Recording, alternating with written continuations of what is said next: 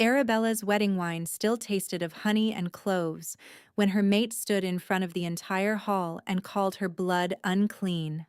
The drums had been pounding for the moonbinding dance.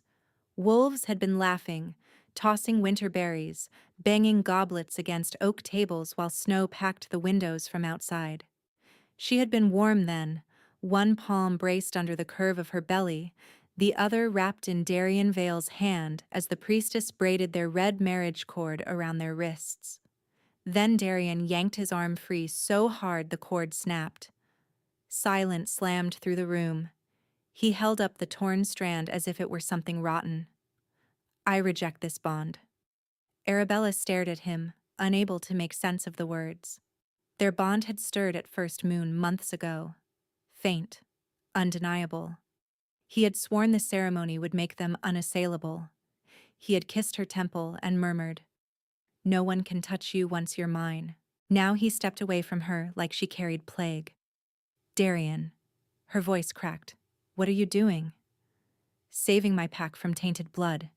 He turned so everyone could hear him, jaw set in grim righteousness. "She lies about the child. This is no rightful heir. She has been compromised." A murmur rose, ugly and hungry. Her aunt covered her mouth and looked away. Men she'd grown up with avoided her eyes.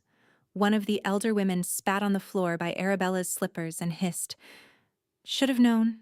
She was always too proud." Arabella's wolf surged under her skin, frantic, injured. "You know that isn't true," she said. "You know whose baby this is." Darian's smile was a knife.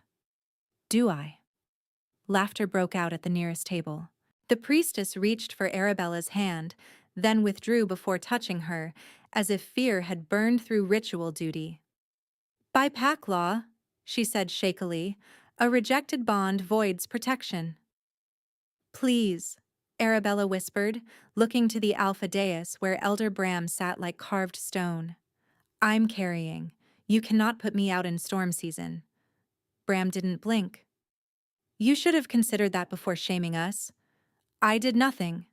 Darien moved close enough that she smelled cedar oil on his collar and the cold iron scent of his cruelty. Under the table noise, he spoke so only she could hear. "Nikolai Starfall made it simple for me. One rumor and everyone chooses safety over scandal.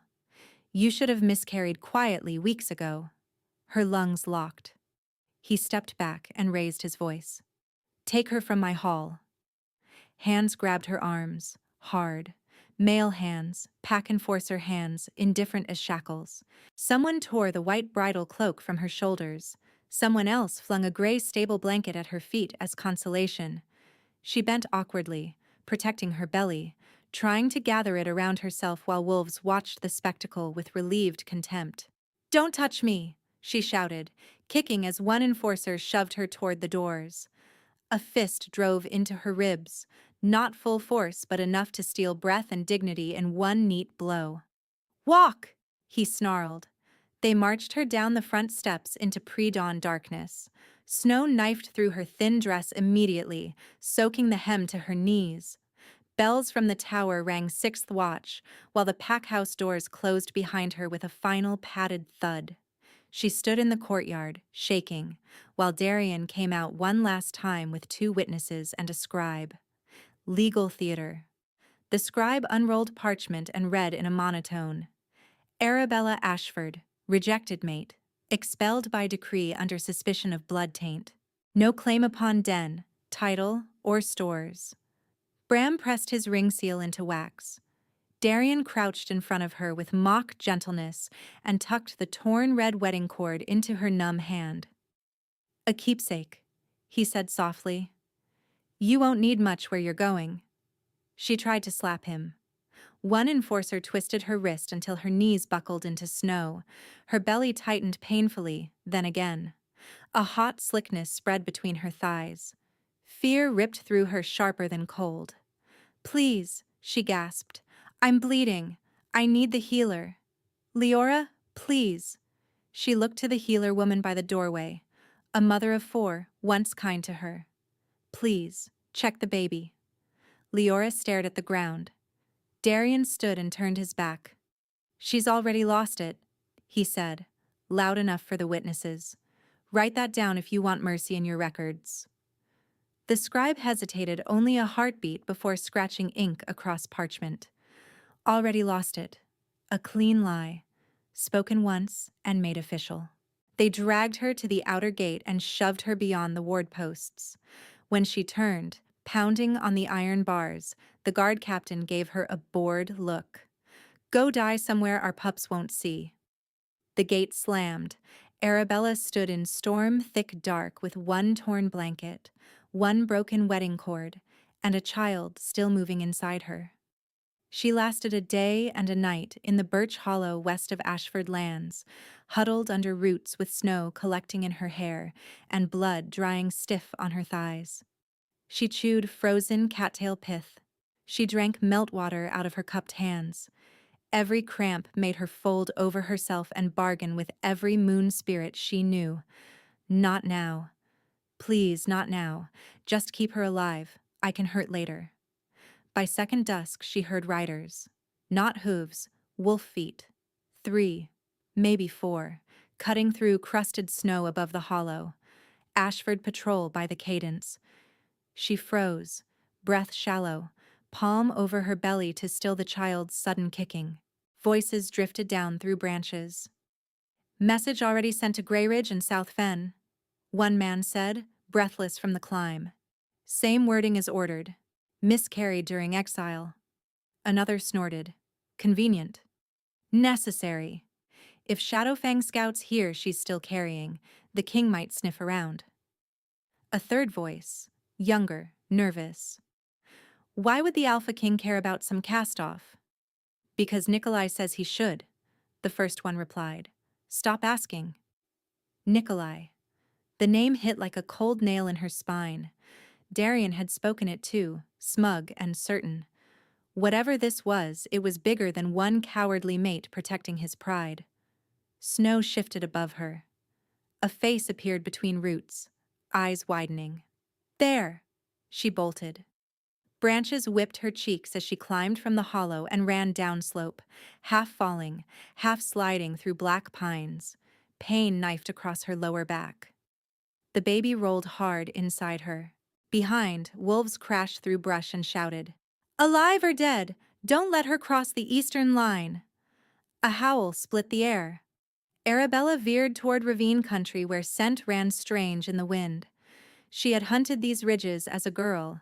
She knew where ice-bridged creeks and where deadfall could hide a body-sized space. She did not have speed left, but she had memory. An arrow hissed past and buried in a trunk by her face. "Stop!" someone yelled. "You're making this worse." "Worse than what?" she thought savagely. "Then writing my child dead while she's kicking my ribs?"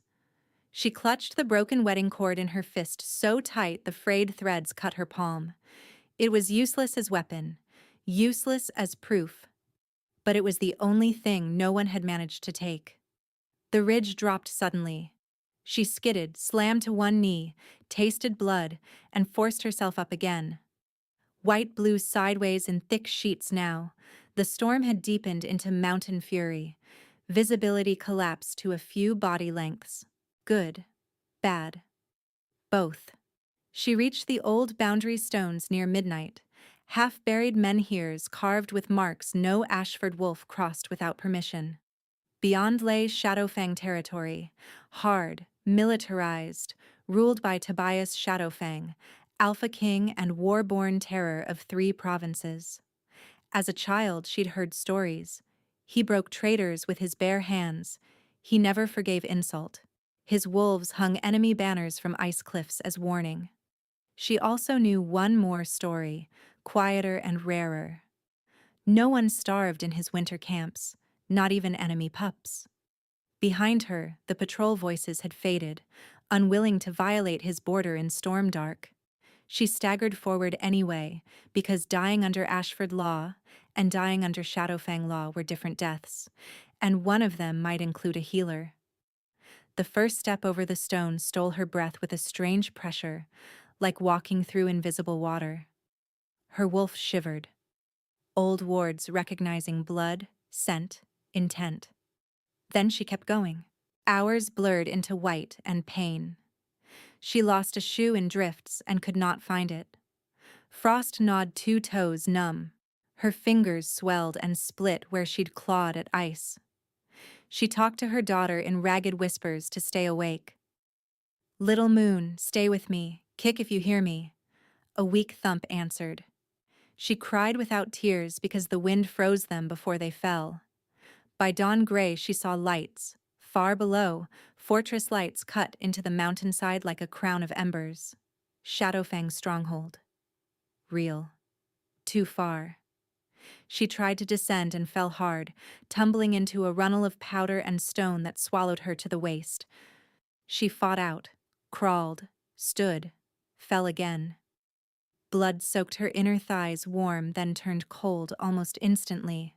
Her contractions were still erratic, not labor yet, but close enough to terror to make her retch bile into snow. The world narrowed to sound, wind, her own pulse, the thin, broken breaths she dragged in and out. Then another sound entered, deep, rhythmic, purposeful. Wolves. Not Ashford cadence, heavier, disciplined, Shadowfang patrol. She tried to call out and managed only a hoarse animal noise. Shapes emerged through the snowfall, huge gray bodies first, then armored figures on foot, cloaks dark with ice, spears lowered on instinct when they saw movement. "Hold!" a woman's voice snapped. Arabella lifted one hand from her belly in a weak surrender. In the other she still gripped the red cord, now dark with blood and snowmelt, wrapped around her fist like a garrote. "Please," she whispered, "I need—" Her knees gave out. She dropped sideways into drifted white. Boots pounded closer. Someone cursed softly at the sight of her stomach, the blood, the frostbite blackening skin on her bare foot. "Get the king," the woman ordered. "Now." Arabella might have blacked out for seconds or minutes. When she opened her eyes again, a new silhouette stood above her, tall enough to block the storm, broad-shouldered beneath a black fur mantle rimed with ice. Power rolled off him like heat off forge metal. Even half dead, her wolf recognized rank and bared throat without command. Tobias Shadowfang crouched, gloveless despite the cold, and looked at her as if trying to place a face from a dream he'd never admitted having. "Easy," he said, voice rough as gravel and unexpectedly low. "I have you." No one had said words like that to her in days. Maybe ever.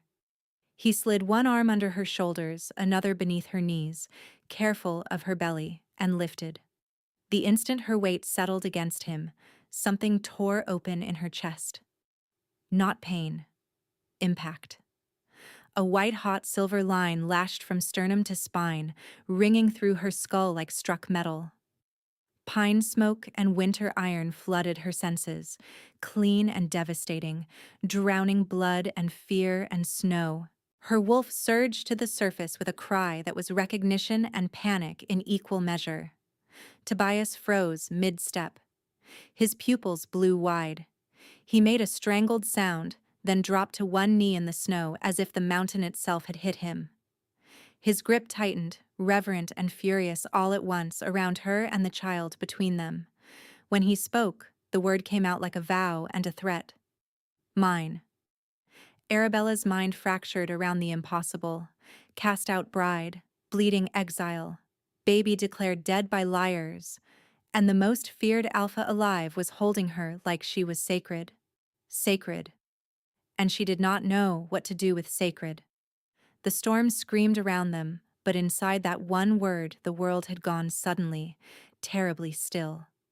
Tobias stayed on one knee in the drift, holding her as if a wrong movement might shatter something old and holy.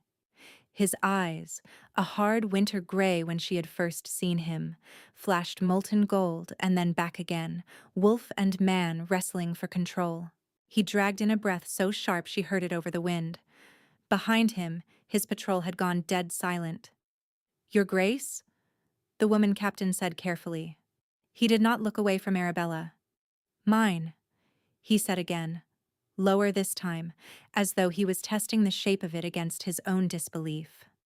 His gaze dropped to her blood-streaked dress, to the hand she still had clamped protectively over her belly, then snapped back to her face with a violence that made her pulse jump. "Who did this?" The mate bond answered before her mouth could. It burned through her chest in silver threads, tugging, demanding, alive. Warmth spilled from the center of her ribs despite the cold. A fever heat that had nothing to do with survival and everything to do with recognition. Her wolf pushed against her skin, not in panic now, but in wild, aching need, whining there, there, there. She recoiled from it instinctively.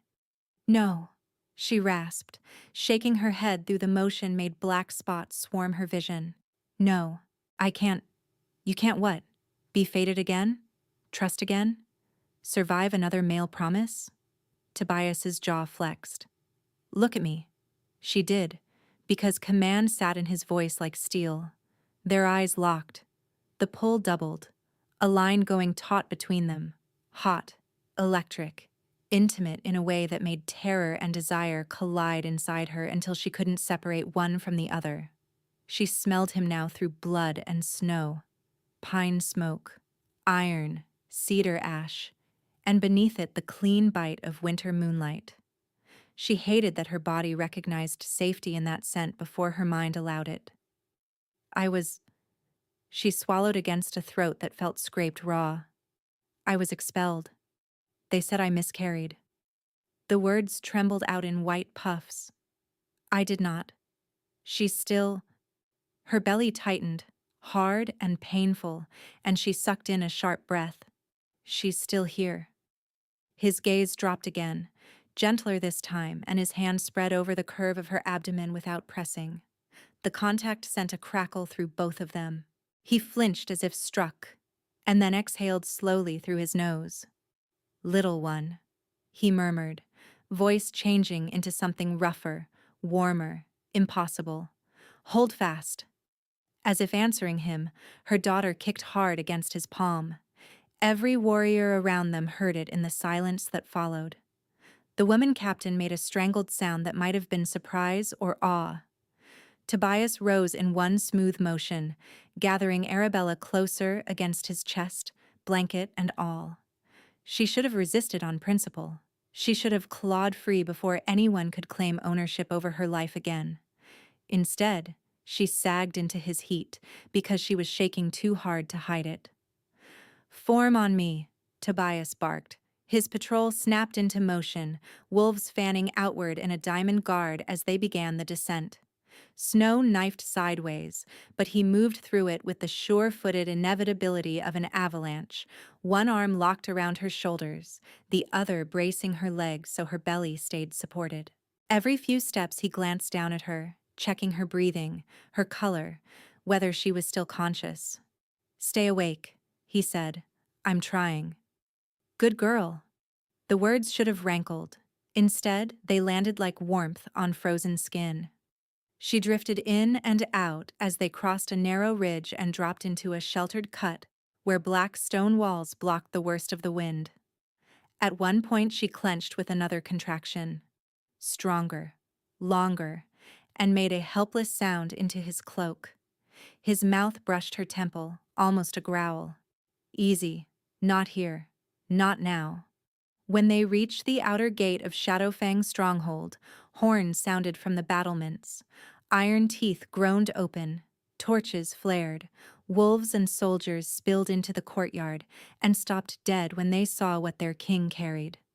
A bloodied stranger in torn bridal white, a swollen belly, a snapped red cord wound around her fist, and Tobias Shadowfang looking like murder in human skin.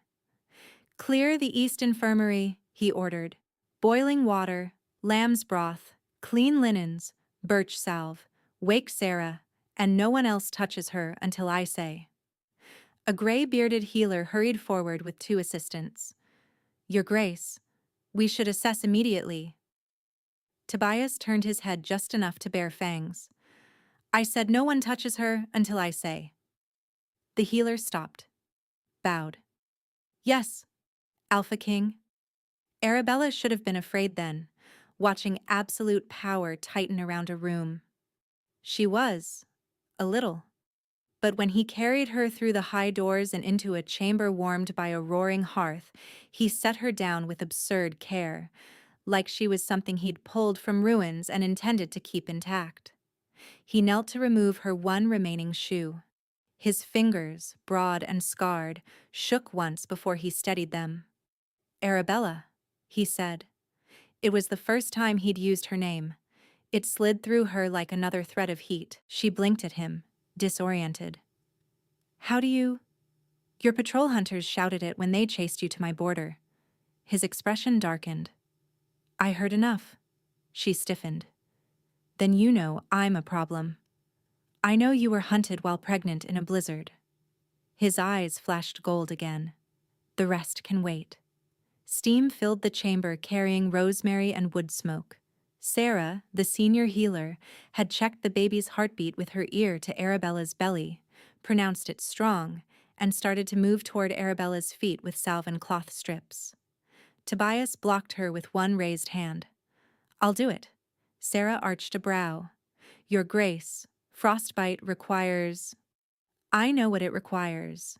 Not harsh, just final. Leave us. Both of you." Sarah's gaze flicked from him to Arabella, assessing. "Call if bleeding worsens," she said to Arabella quietly, then inclined her head and ushered her assistants out. The door clicked shut. Arabella stared as Tobias crossed to the hearth, stripped off his gloves, and held his hands over the flames until the skin pinked with heat. He did not rush. He did not touch her until he had warmed every finger. Then he returned, crouched before her chair, and lifted her numbed foot onto his thigh with a care that made her throat tighten. "This will hurt," he said. "Tell me if it's too much." "You don't have to." "I know." He cleaned the torn skin with warm water, patient and precise, working melted blood from between her toes, checking each frostbitten patch for return of color. Pain came in bright stabs that made her hiss and grip the chair arms. Each time she tensed, his free hand rested lightly on her calf, never pinning, never claiming, only grounding. He spoke while he worked, not to fill silence but to anchor her. "Can you keep broth down?" She blinked. Of all questions, not whose child, not what were you accused of, not what do you bring into my court. "I think so." "Good. You'll sip, not gulp." A small kick thudded under her ribs. She flinched. Tobias glanced at her belly and, without asking, laid two warm fingers near the movement. "Little wolf," he said softly, voice pitched lower than before, steady as a heartbeat. "Your mother needs calm. No wrestling for now." The baby settled. Arabella stared at him, stunned. She listens. She hears tone and pulse." He resumed wrapping her foot in clean cloth. "So do wolves not yet born." A laugh escaped her, wet and disbelieving. "Darian never—" She bit the name off like poison. Tobias did not ask.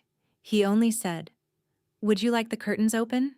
Moon helps some when panic rises." She looked toward the shuttered windows. The idea of seeing the sky after being buried in snow and lies made something unclench in her chest. "Yes." He opened them himself. Pale winter moonlight spilled across stone, silvering the edge of the bed, the basin, his bowed head as he tied the final bandage. King's work done by King's hands.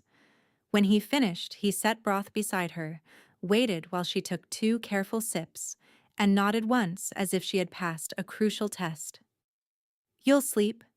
She almost laughed. "I don't think my body remembers how." "Then rest. I'll have guards outside." Her spine went rigid. "No men." His answer came instantly. "No men." He moved toward the door, then paused with his hand on the latch. "No one enters unless you ask. If nightmares hit, pound once on the wall." She frowned. "You'll hear that from wherever kings sleep?" A shadow of grim humor touched his mouth. "Try me." He left. Arabella waited for the other strike, for him to return with terms, to press advantage, to ask for gratitude measured in obedience.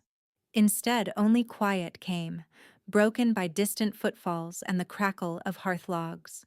She ate half the broth. She curled on her side around her belly and watched moonlight crawl across stone. Exhaustion dragged her under.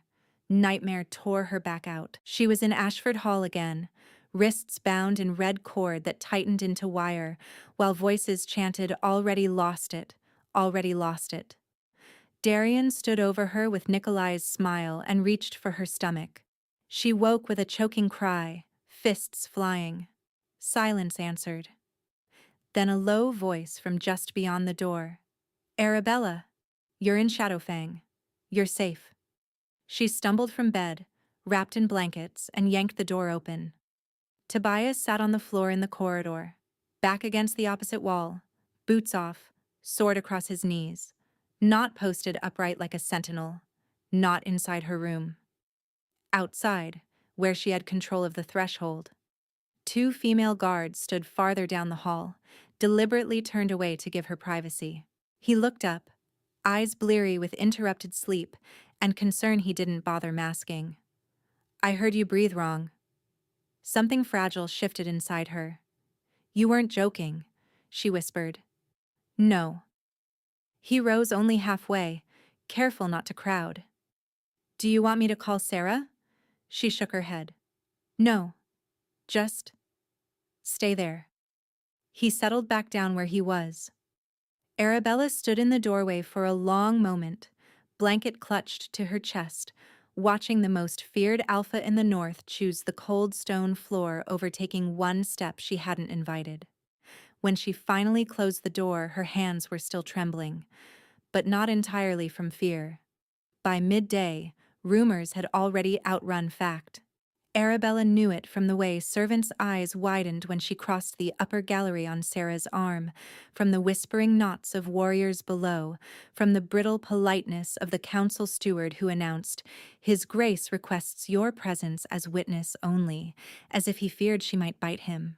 The council hall was carved into the mountain heart, all black pillars and iron braziers, banners hanging like nightfall from rafters.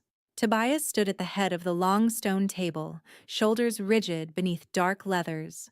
Elders ringed the room, scarred alphas, matriarchs, captains. Outsider envoys, too, among them a narrow-faced man in starfall blue who watched Arabella as if pricing livestock. She stopped 2 paces inside the doors. Female guards closed in at her flanks, exactly as promised. An elder with silver-braided hair slammed her palm on the table. "This is madness. We cannot harbor a disputed pregnant exile on rumor of bond." "Not rumor," Tobias said. "Fact." Another elder bared his teeth. "Fact can still be politically fatal. Ashford claims she miscarried. Starfall submits letters saying she courted both Darian Vale and Nikolai before approaching our border. If we shelter her, we inherit scandal and succession challenges." Arabella's stomach dropped. Forged letters. Of course. The Starfall envoy spread his hands with oily sympathy. "No insult meant, Your Grace. But for stability, perhaps the woman should be surrendered to neutral custody until the child can be inspected for lineage." Inspected. The word scraped like rust down her bones. She took an involuntary step back. Tobias heard it. Every muscle in his body seemed to lock at once. Then he moved. Not toward her, but toward the center of the hall, putting himself between Arabella and the table. "Say that again," he said softly. The envoy lifted his chin. "I said she should be surrendered." Bone and sinew rippled under Tobias's skin. His canines dropped. Claws punched through his fingers. Half-shift slammed over him in a wave of lethal intent so sudden the nearest brazier flame bent sideways from the force of it. "Any mouth in this hall," he said, voice now threaded with a growl that vibrated stone, "that speaks of separating mother and child will answer to me in blood trial." No one breathed. The elder with silver braids swallowed. "Your Grace, Emotion cannot override law. Then hear law. Tobias's gaze swept the table like drawn steel. She crossed our ward alive, carrying. She is under my protection by right of border refuge and mate claim. Challenge either, and we settle it in the circle. Silence thickened. The Starfall envoy tried one last gamble, stepping around the table with a parchment held out. At least allow formal verification. If I may take her wrist scent for He reached toward Arabella's arm. Tobias moved faster than sight. One precise motion. Grip, twist, crack. The envoy screamed as his wrist snapped backward. Parchment fluttered to the floor like dead leaves. Tobias released him, and the man dropped to his knees, clutching his arm, face gray with shock. Next hand, Tobias said, almost conversational. I remove at the elbow. No one called it excessive. Not here. Not after the warning. He turned to Captain Mara, the same woman who had found Arabella in the snow. Post 6 guard women outside Luna chambers. Rotating pairs, oath-bound to her command. Any petition, inspection, or summons comes through me. Mara struck fist to chest. By your order. Tobias faced the council again, blood from the envoy's wrist bright on his knuckles. As for these letters, we verify seal wax, ink age, and witness marks before sunset. If forged, Starfall answers for libel in royal court. The elder who had argued law looked at Arabella then, not kindly, but no longer dismissive. And if they are genuine? Arabella surprised herself by stepping forward before Tobias could answer. Her voice came out rough, but steady. Then bring whoever wrote them to swear under moon oath to my face. Several heads jerked toward her. Challenge accepted in public. Tobias glanced back over his shoulder, and for one charged second, their eyes met again. The same locked line from the snow, now tempered with something new. Not possession, recognition. Meeting adjourned, he said. Chairs scraped, wolves filed out in tense clusters, dragging the moaning envoy with them. Mara's women closed around Arabella at once, efficient and unintrusive, forming a living wall as she was escorted toward the side doors. At the threshold, Tobias caught up beside her. He did not touch. Are you hurt? She looked at his blood-marked hand, then at his face. No. Good. He started to turn back to the hall, to war and paperwork and whatever kings did when threatened by neighboring alphas. Arabella heard herself speak before caution could stop her. Tobias. He paused. Her pulse jumped. Lowering her guard felt like stepping onto thawing river ice. Dangerous. Necessary. Thank you, she said quietly, for not deciding over me. For the guards. Something in his expression eased, just barely. You're not a problem to be managed, Arabella. No one had said that to her either. Not in a long time. He inclined his head, a warrior's respect rather than a ruler's command, and went back into the hall. Arabella stood there a moment longer, one palm over her daughter, listening to the distant echo of his voice rising like thunder as the doors shut. For the first time since the wedding night, she did not feel exiled from her own life. The doors had barely shut when Mara murmured, "Protected chambers?" Arabella nodded, still listening to Tobias's voice through stone, measured at first, then sharp enough to cut. She let the guard women guide her down the corridor, but halfway there a runner intercepted them, breath steaming, fist to chest. "Captain, the king requests Lady Arabella in the war room. Immediate." Mara swore under her breath. Of course he does. Arabella's pulse thudded faster. What happened? The runner glanced at the other guards, then at Arabella's belly, uneasy. We caught a second Starfall man at the lower gate. He had cipher tabs sewn into his coat and Ashford wax in his satchel. Not rumor then. Infrastructure. Mara changed direction without asking further. Stay tight, she told her women. No one touches her, no one. The war room smelled like ink, wet wool, and anger. Maps covered the central table, pack borders, trade routes, ward lines cut in red chalk. Tobias stood at the head, sleeves rolled, blood still drying on his knuckles. Beside him, a lean spy master Arabella didn't know had spread out confiscated documents under weighted knives. Sarah was there too, arms folded, because apparently no one in this stronghold intended to let Arabella out of sight for long. On the floor near the hearth knelt the second Starfall courier, wrists bound with silver thread cord. His lip was split. His eyes kept darting to Tobias and away. Tobias looked up the instant Arabella entered. The hard line of his mouth eased a fraction, then reset. "Can you stand this?"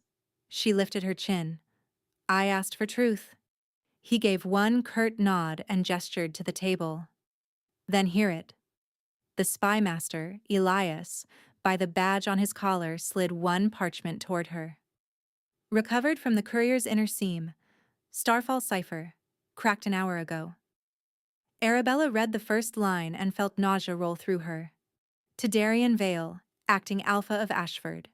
Maintain declaration of miscarriage across all northern routes. No deviation. Her hand tightened on the table edge. Elias continued, voice flat. There are payment notations in the margin. 3 transfers in Starfall silver, 2 in grain promissory. In exchange, Ashford supplied witness statements and temple copies. Temple copies of what?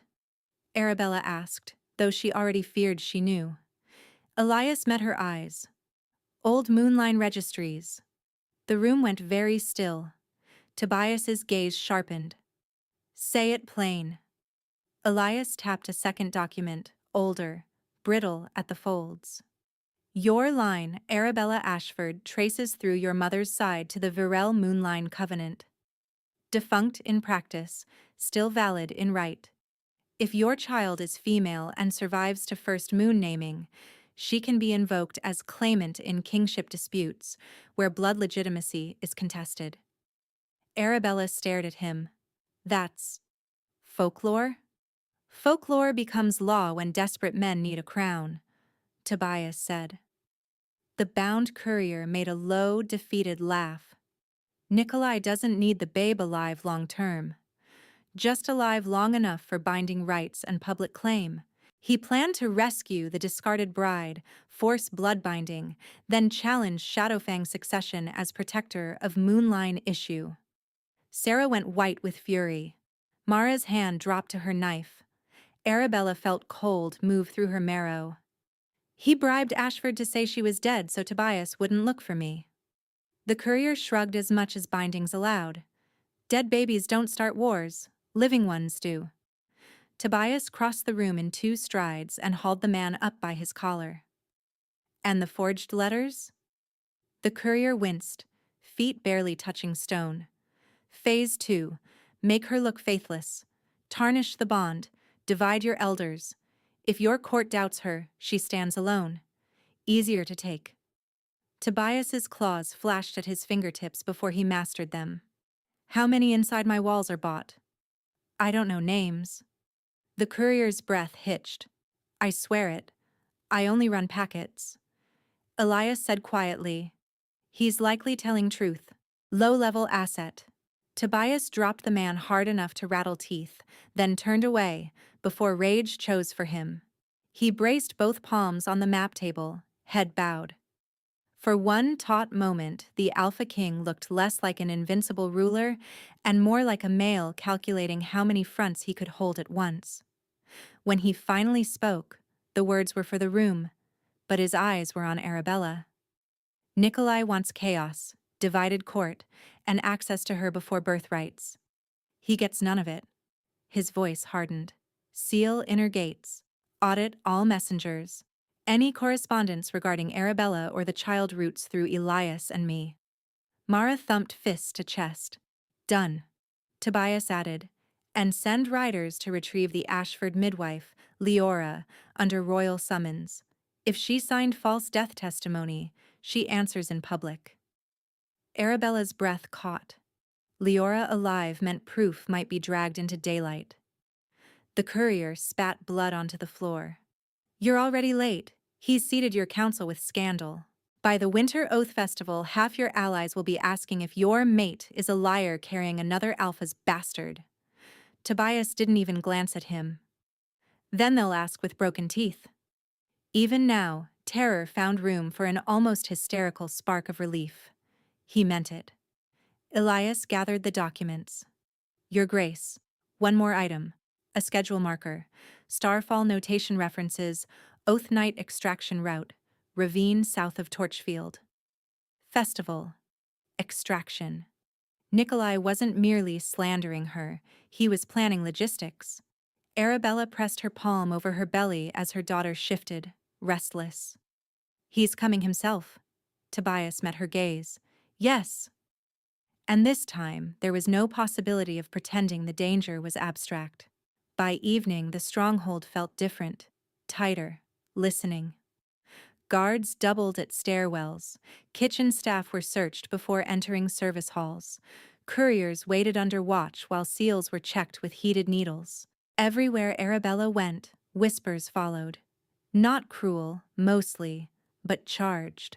Some smelled like fear, some like curiosity, a few like old resentment sharpened by new politics. She understood too well how fast narratives hardened. At supper, she sat in a side alcove off the great hall with Mara and two guard women, while Tobias presided at the high table, fielding challenges couched as concerns. What if Starfall invokes truce law and requests audience with the woman? One visiting beta asked. She has a name, Tobias said. Another elder, jaw tight. If this child carries moonline rights, every pack here becomes a stakeholder. You cannot expect blind compliance. No, Tobias answered. I expect lawful conduct. The elder snorted. Law bends for kings. Tobias's smile held no warmth. Not this law. Arabella focused on her broth and forced it down slowly like he'd instructed. The mate bond hummed faintly all night, a silver awareness of where he stood in the room, when his temper spiked, when exhaustion bled through the steel. Sometimes his gaze found her across torchlight and noise, just long enough to check she was upright and breathing. Each look tightened and soothed her in equal measure.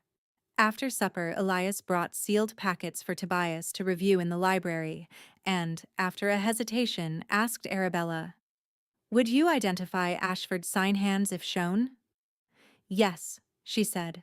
"Most of them." So she sat at a long cedar table under lamplight while Tobias and Elias worked through intercepted letters.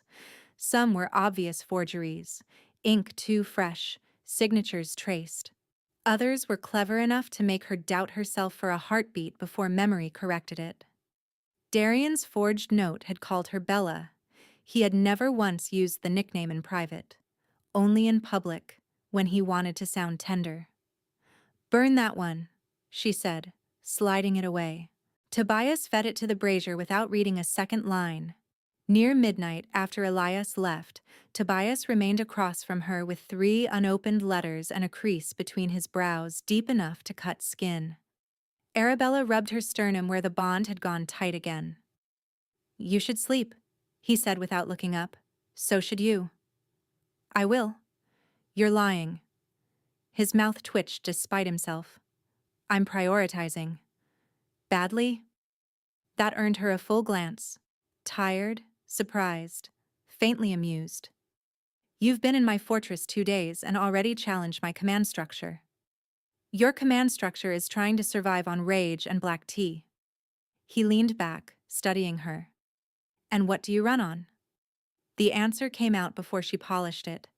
Spite. Maternal terror. You. Silence fell heavy and intimate. Heat climbed her throat. Tobias set his pen down very carefully. "Arabella." A sharp kick rolled across her abdomen. She inhaled and pressed her hand there. "She's doing somersaults." He was beside her chair in 2 steps, then paused, asking with his eyes. She nodded. His palm settled over hers on her belly. The baby kicked again, hard enough to jolt both their hands. Tobias exhaled a rough, startled laugh. a sound so unguarded it pierced her cleanly. She has your timing, he murmured, interrupts every argument. You've known her 20 minutes, and I'm already outnumbered. The attraction between them had become its own weather system, low thunder, constant pressure. Arabella was acutely aware of his hand, his heat, the nearness of his mouth if she tilted her chin. Her wolf pressed forward, wanting scent, touch, completion. Her fear rose with it, old and sharp, promises rot. Bonds can be weaponized. Don't forget.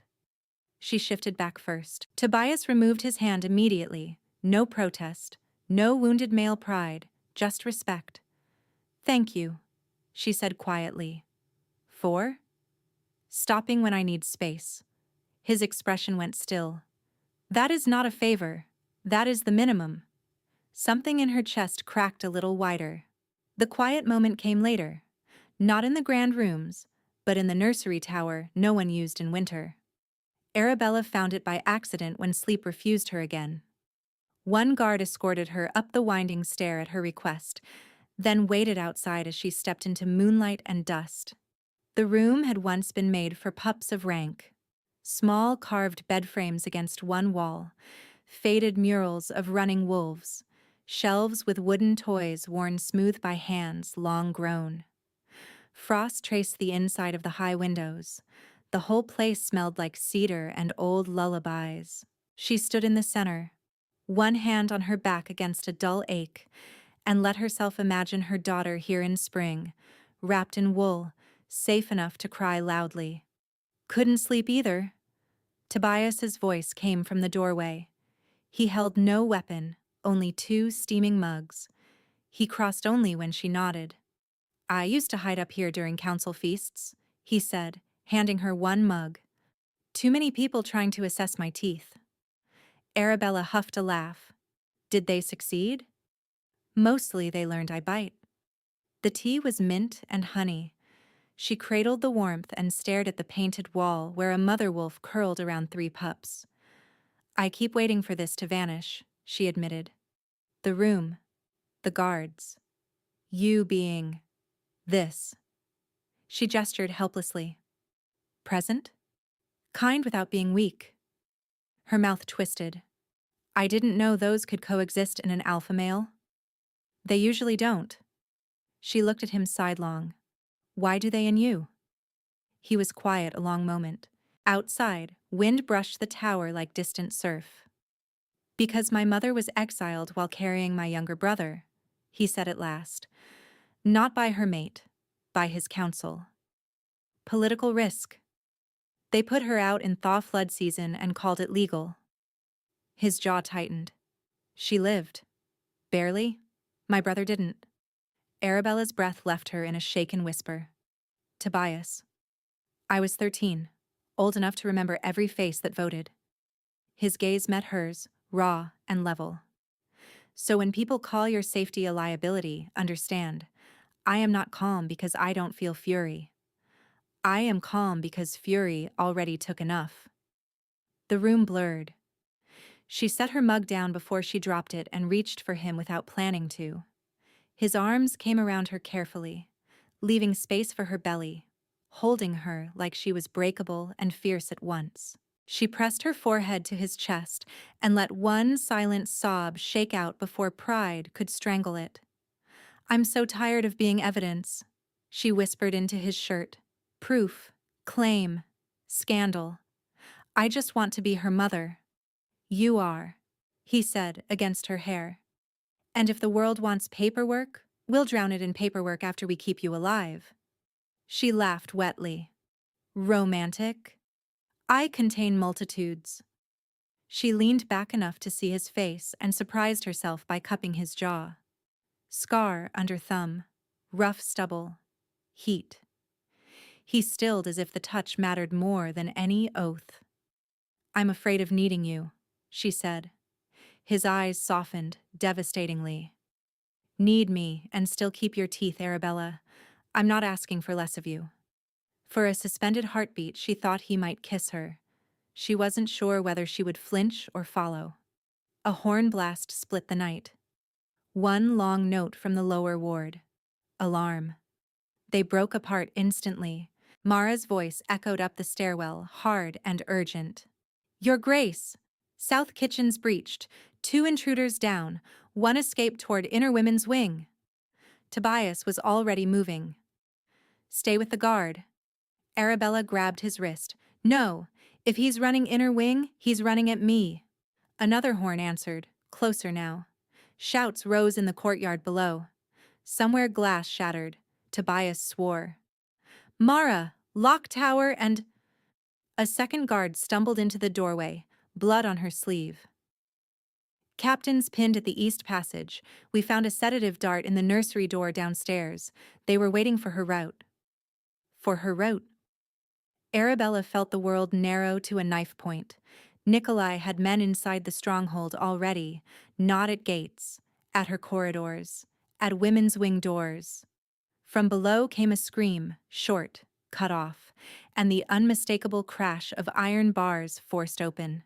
Tobias shoved Arabella behind him, claws breaking through skin.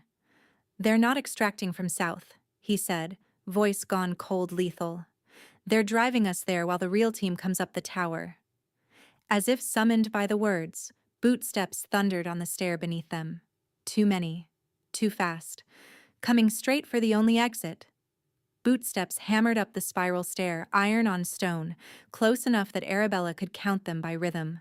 6. No. 8.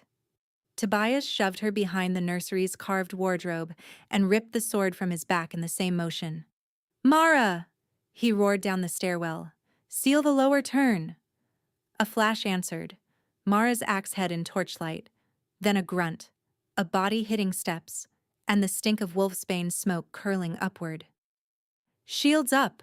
A male voice barked below. Take the king's head if you can. The woman alive. Alive. Arabella's blood iced. Not an assassination. An extraction. The first intruder burst through the doorway in dark leathers with starfall blue stitched under the collar. Tobias met him mid-charge, blade through throat before the man finished inhaling. The body dropped. A second came low with a hooked knife. Tobias kicked his knee sideways with a crack and drove him into the wall hard enough to split stone plaster.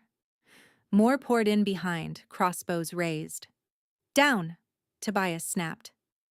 Arabella dropped to her knees as bolts hissed overhead. One shattered a toy shelf. Another buried in the doorframe inches from her ear, glass vial tied to the shaft. It broke on impact and frothed green. Sedative. Tobias moved like violence made flesh. Steel, claws, blood. He took a slash across his forearm and didn't slow, disarmed one attacker, and used the man as cover against 2 more bolts. But there were too many bodies in too little room, and every one of them fought with one objective: get past him to her. A masked wolf lunged around Tobias's flank and caught Arabella's ankle. She screamed, kicked, connected with his jaw, then grabbed the nearest thing at hand, a carved wooden wolf from the toy shelf, and smashed it into his temple. He snarled and dragged harder. Hold her! She felt her hip wrench, pain flaring down her back and into her belly. A contraction clenched on top of panic, bright and brutal. No, not now. She clawed at the floor for purchase, and her fingers found the old brass ring set into stone near the wardrobe base. Memory hid in a lightning flash, a nursery trap her nursemaid once warned pups never to pull. Emergency drop gate for raids.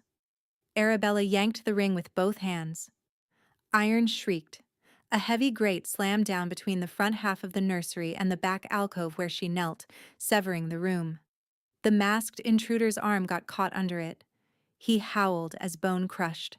Tobias looked over, shocked for half a heartbeat, then bared his teeth in savage approval. Good girl. The grate bought seconds, not safety.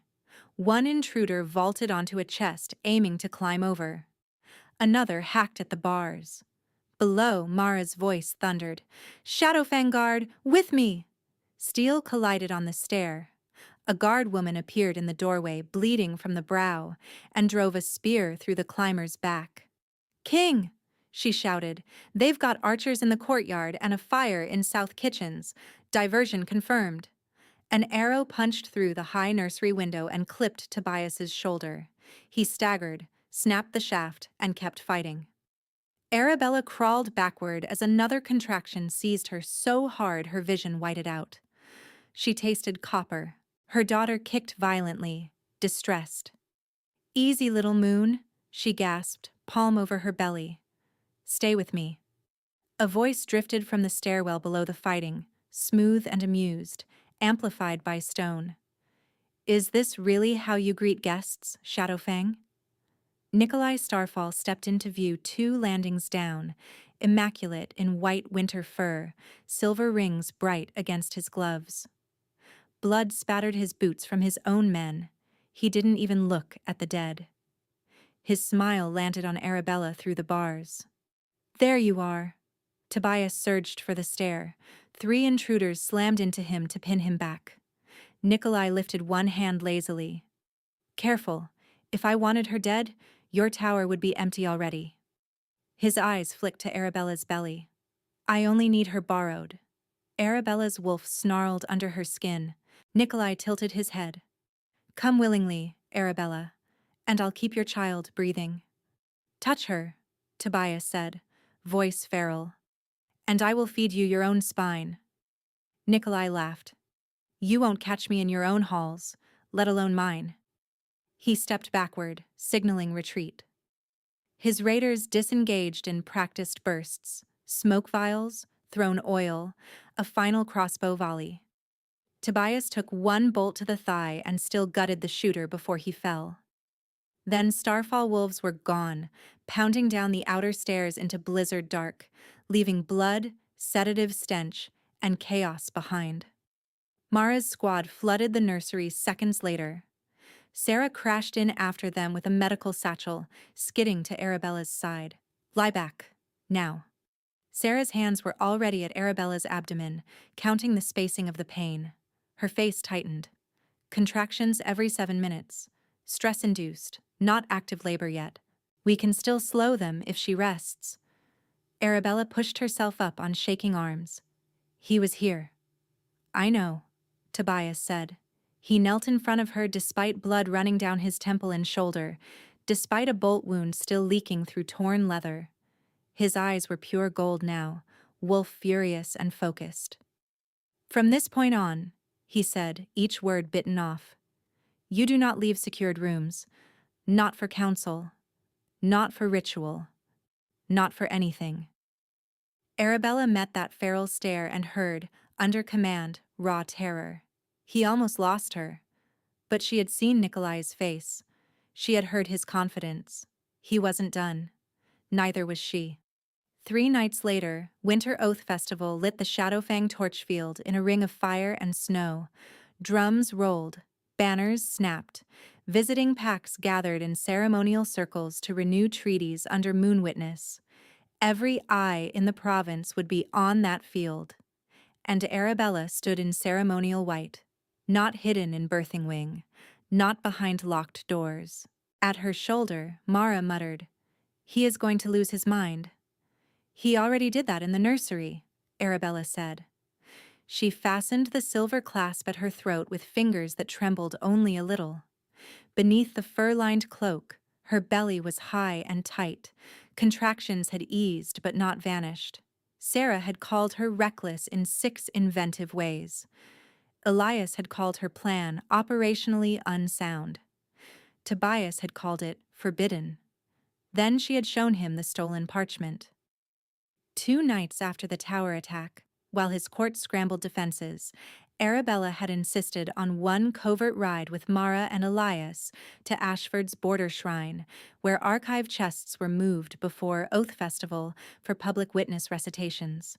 She had crawled through a crypt tunnel she knew from childhood dares, cut her forearm on old stone, and stolen back the one record Nikolai and Darian had never expected her to touch. Midwife Leora's original moon oath, bearing date, blood print, and sworn paternity witness from the night Arabella first conceived. Truth, inked before the lies began. now that parchment was strapped flat against her ribs. Tobias strode into her chamber in full battle leathers, cloak thrown back, fury radiating off him like heat. No. Arabella turned to face him. Yes. You are having contractions. I am also bait. His jaw flexed. I can bait him without risking you. No, she said, stepping closer. You can guard me. You cannot replace me. Nikolai wants me visible and vulnerable. Give him visible. Let him choose the moment. We choose the ground. He glared. She held it. Then, more quietly. He expects me to hide and panic. I'm done being managed by men who weaponize my fear. Something shifted in Tobias's expression, not agreement yet, but respect, sharpening into trust. What's the mechanism? He asked finally. Arabella held up a polished silver festival cup. He can't resist touching what he thinks he owns. At the tribute toast, I pass this through Starfall Envoy line as custom. I've scored the stem with moon resin from his own seized packets. It binds skin oil and scent for tracking. She met Tobias's eyes. When he moves on me, I track him. You strike where I lead. You are not tracking anyone in this weather. She gave him a flat look. Have you met me? A beat. 2. Tobias exhaled through his nose, surrendering only to her resolve. You do not break formation unless extraction is live. I'll try. That is not reassuring. Mara cleared her throat in the doorway. Torchfield set. Strike teams in ravine positions. Tobias took Arabella's face in both hands, forehead to hers, breath rough. If labor starts, we abort. If labor starts, she whispered, we finish fast. The festival opened with oath fire and ancient words. Packs knelt and rose, blades touched palms, blood drops hissed in braziers, snow fell in thin silver threads. Arabella moved through the ceremonial circuit on Tobias's arm, guarded by Mara's women and watched by everyone. Whispers rippled like wind through grass. There, Starfall delegation, ringed in blue and white. Nikolai stood among them as if he had every right to breathe her air, smiling at neighboring alphas while his gaze kept sliding back to her mouth, her throat, her belly. When the tribute toast began, Arabella took the silver cup from a steward and lifted it first to Tobias, then, by custom, to the rival line. Nikolai Starfall, she said clearly. He stepped forward, delighted, and closed his gloved hand around the stem exactly where she had scored it. His thumb pressed bare metal where the glove was split at the seam. Got you. He tipped the cup, drank, and handed it back with a mocking bow. To second chances. Arabella smiled with all her teeth. To truth. The first blast came from the North Pyres, not an explosion, signal horn, wrong pattern. Then torches went out in 3 sectors at once, plunging half the field into darkness. Wolves shouted. Someone screamed. Arrows rained from the ridge. Down! Mara roared, shoving Arabella behind a stone oath pillar. Nikolai vanished into the chaos. Tobias was already shifting, bones snapping, fur surging across skin. His wolf hit the snow at full speed, enormous and black-gray, and launched toward the ridge with strike teams at his flanks. Arabella clutched the scented cup, inhaled hard.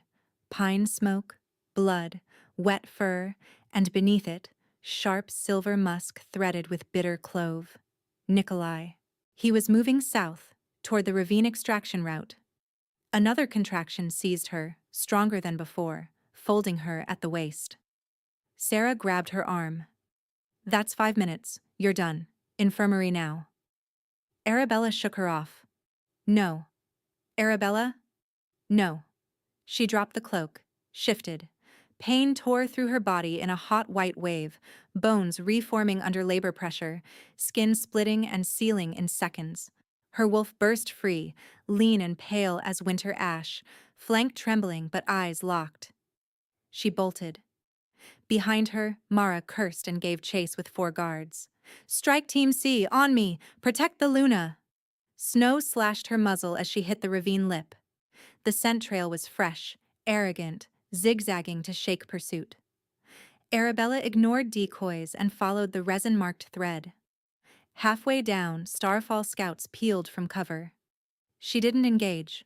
She threw her head back and gave 3 sharp yips, then 1 broken trill. The old Starfall boar hunt recall she had learned years ago listening at Darian's strategy tables. The scouts froze instinctively and answered before they could stop themselves. There, positions lit in sound. Shadowfang strike wolves surged from blind pockets in the storm and slammed into exposed Starfall flank. Screams echoed off ice walls. Arabella drove forward through the gap she'd opened. At the ravine basin, Nikolai waited with 6 elites and a sled rigged for transport. He shifted to wolf form as she skidded in, massive white male, scar down one shoulder, eyes bright with triumph. "Clever bitch," he growled, voice half-wolf. "Still came alone." Arabella's sides heaved, another contraction clenched, she nearly stumbled. Not alone. Tobias crashed into the basin from above like falling stone, flanked by black-furred guards. Wolves collided in a whirl of teeth, snow, and blood. Nikolai drove for Tobias's throat. Arabella shifted back to human mid-fight, breath ragged, gown torn, one hand on her belly and the other ripping the parchment packet from inside her bodice. "Stop!" she screamed, voice cutting through battle. "Stop and hear oath!"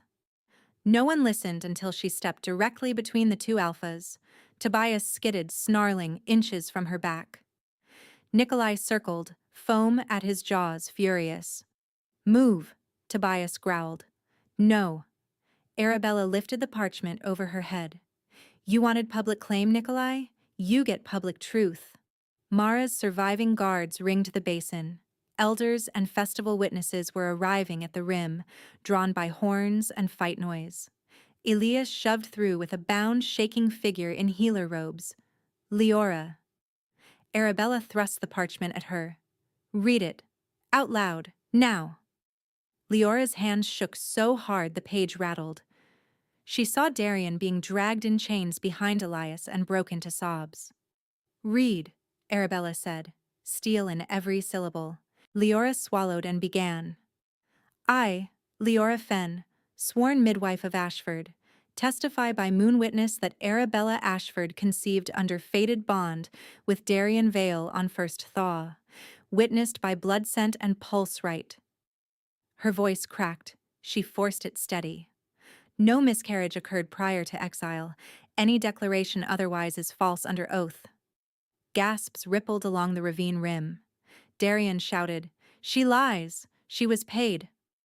Elias backhanded him into silence and held up ledgers of Starfall transfers. Arabella faced Nikolai, who had shifted human again, blood running from his mouth, eyes wild with hate. "You buried me alive in lies," she said, voice carrying in the snow-hushed basin. "Now be buried by truth." Nikolai spat red at her feet. A discarded bride cannot rule. He lunged. Arabella sidestepped on instinct, hooked his foreleg with her shin as he shifted mid-pounce, and drove her shoulder into his chest. He hit the ice hard. Tobias was on him instantly, jaws clamping his shoulder in wolf form and pinning him so violently the basin rock cracked. Nikolai screamed and clawed, trapped. Tobias shifted just enough to speak around blood and fury. "She already chose to fight, more than you ever dared." Then he took Nikolai's throat in a single execution bite. Bone gave.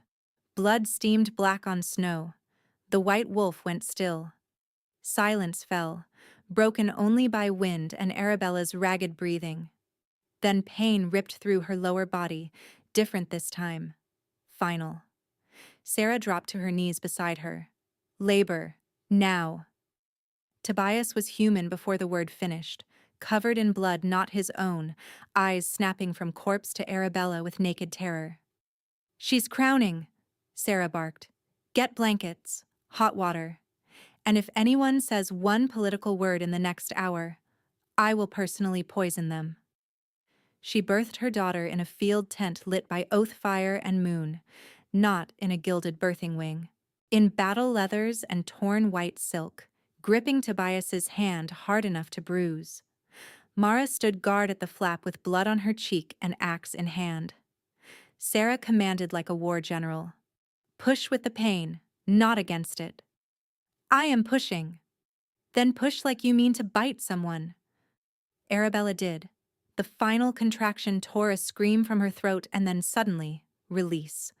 A thin, outraged cry filled the tent. Sarah laughed, breathless. Female, strong lungs, moons save us all.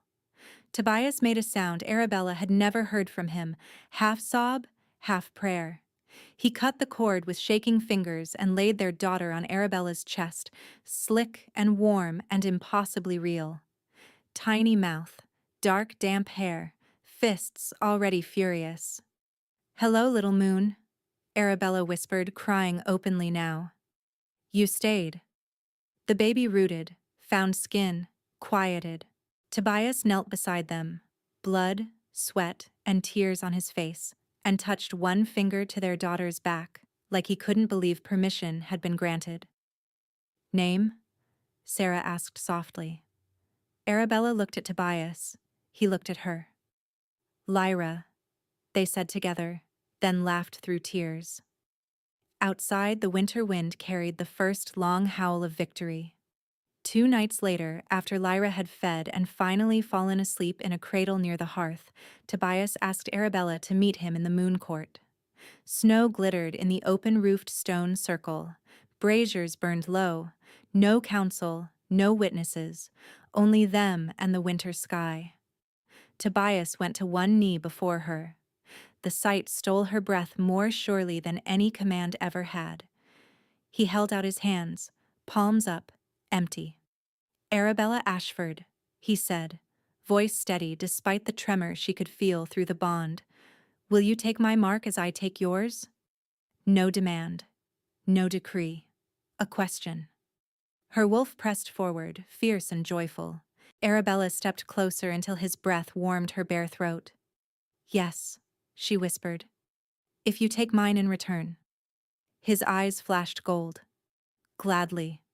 He rose slowly, giving her every second to step back. She didn't. She tilted her head, exposing the curve where neck met shoulder, pulse jumping under skin. "Mine?" he asked. Last check. "Yours," she answered. "Mate." His mouth found her skin, lips first, then teeth. The bite landed at the junction of neck and shoulder. Sharp, piercing pain that flared white through her body. She gasped and gripped his forearms. Heat followed immediately, molten and electric, pouring from the wound down her spine and out to her fingertips. The silver bond that had been a taut line since the snowstorm suddenly split open into a river. Memories, instinct, emotion flooding both directions at once. Her terror in the blizzard, his panic on the tower stair, her stubborn, scorching will, his reverence, dark and absolute. Lyra's first cry threading through all of it like moonlight. Pain transformed, turned to a deep, aching pleasure that settled in her bones like belonging. Tobias groaned against her skin, marking complete, and held her as if the earth had shifted under him.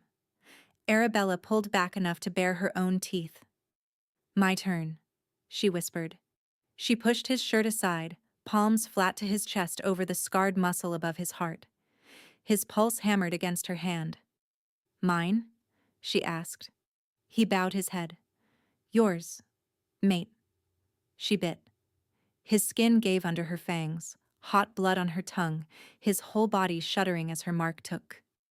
Power surged back through the bond, his wolf rising to meet hers, not overpowering but synchronized, 2 currents locking into one rhythm. The moon court seemed to brighten, their scents braided, pine smoke and winter iron with her wild thyme and frost. They clung to each other, breathing hard, foreheads pressed together. "No more exile," Arabella whispered. "No more fear," Tobias answered. "Only us, they said together. Mine, he murmured against her mouth. Yours, she breathed back. Mate. The word settled like a final stone in a foundation that would hold. The binding summit convened at first light in the great hall, every major pack represented. Arabella stood beside Tobias on the dais with Lyra in her arms and her fresh mark visible above her collar. No one in the chamber could pretend uncertainty now. Elias presented evidence first, seized ledgers, forged letters, cipher packets, witness chains. Leora testified under moon oath, weeping but unflinching. Darian Vale and Elder Bram were brought in irons from Ashford, stripped of rank insignia. Darian tried one last sneer. You can't let a woman rewrite pack law because she cried prettily in snow. Arabella descended the dais before Tobias could answer. She stopped an arm's length from Darian and spoke so every corner heard her. I'm rewriting it because you proved what men like you do when law leaves room for cruelty. She turned to the assembly. No pregnant wolf will ever again be exiled, declared childless, or medically pronounced without 2 verified witness rights, 1 healer oath, 1 independent pack witness, entered into shared archive under royal seal. Murmurs. Then, from the silver-braided elder who had challenged her first, seconded. One by one, fists struck chests around the hall. Seconded. Seconded. By oath, seconded. Tobias's voice rolled over the chamber. By king's authority and council assent, enacted. Ashford's sentence followed. Reparations in grain, silver, and winter labor for 5 years. Public retraction of the miscarriage lie in all territories. Darian and Bram banished to outer mines under guard. Leora, judged coerced but complicit, was stripped of office and assigned to healer service in refugee camps under Sarah's oversight. Mara was named Royal Guard Commander before the whole hall. She looked annoyed by applause and secretly pleased. Sarah accepted the new post of High Healer with a glare that dared anyone argue.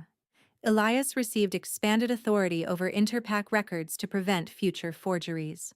Then Tobias took Arabella's hand and led her to the central stone. Arabella Ashford Shadowfang, the herald called, by bond, by blood, by witness and law, do you accept the mantle of High Luna and co-ruler of these united packs? Arabella looked at the crowd that had once been accusation and now waited in fierce silence. She adjusted Lyra against her shoulder and lifted her chin. I accept, she said, as guardian of law, mother of this realm's heirs, and wolf who was not buried. The hall erupted in howls. On a winter morning bright as cut glass, Arabella stood on the citadel balcony with Lyra bundled in white fur against her chest. Below, courtyards filled with wolves from every banner color. Shadowfang black, Ashford green now unarmed, even Starfall survivors sworn under new regency. Snow drifted in lazy spirals, smoke rose from cookfires. No one shouted slurs, no one looked away. Tobias came up behind her, wrapped one arm around both of them, and rested his chin on her marked shoulder. Cold? He asked. Happy, she said. Lyra made a small grumbling noise and latched onto her knuckle with startling strength. Tobias laughed softly and kissed the top of their daughter's head. In the square below, Mara raised her fist. The first howl rose, deep, steady. Allegiance, not accusation. Another answered, then 100, then thousands, echoing off mountain walls until the whole valley sang. Arabella closed her eyes and let the sound move through the completed bond. Her wolf, his wolf, their child between them, the realm remade in law and blood and stubborn love. Once, snow had meant exile. Now, it meant home.